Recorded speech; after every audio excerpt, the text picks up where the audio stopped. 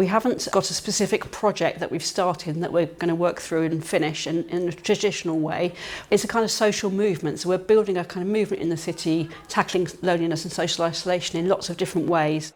The key aspect of it really is about listening to the community and how can we address it as a whole. I think there's something that happens to people when you say the word community. There's like almost a little blink, and I don't know what that is. I don't know whether that's like, oh crikey, it's going to take longer, or oh, I don't know what they're going to expect of me or ask me, when actually it can speed up a process because you can get the right people in the room, you can have conversations. Having said that, I think that people, they have lots of work to do, timescales to meet, and sometimes engaging with the community can be the thing that you haven't got the time to go and do, and therefore decisions can be taken that don't have people right at the heart of those decisions. What does even the word belong mean to you? Do you feel like you belong in Plymouth?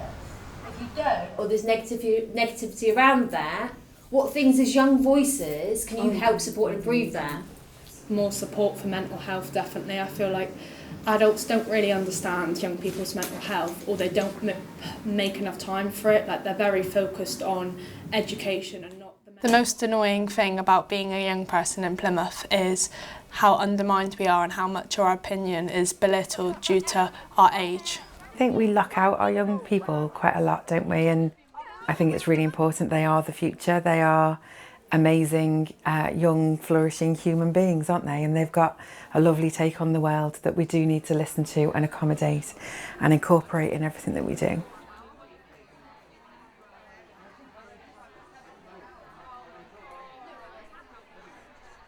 As human beings, we muddle along in relationship. We're very rarely conscious and intentional. That's why it's beginning to feel like hard stuff. One of the threads that's been a mantra of mine was slow down in order to be able to move faster. And that's a significant piece for me as far as this project work is concerned. So we started with Myron's maxim: the process you use to get to the future is the future you get.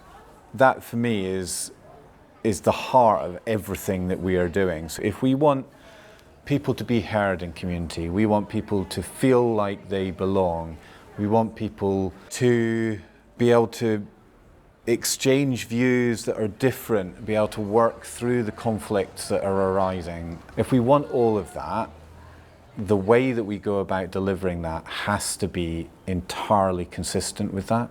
So initially, one of the real seeds of the project was the community researcher strand. So our community researcher strand means training people to conduct community conversations with the people they knew or people they got to know. There's kind of a principle behind that you can access different kinds of people, you can access different kinds of stories, and you can access different kinds of narratives by speaking to people in that way in the community.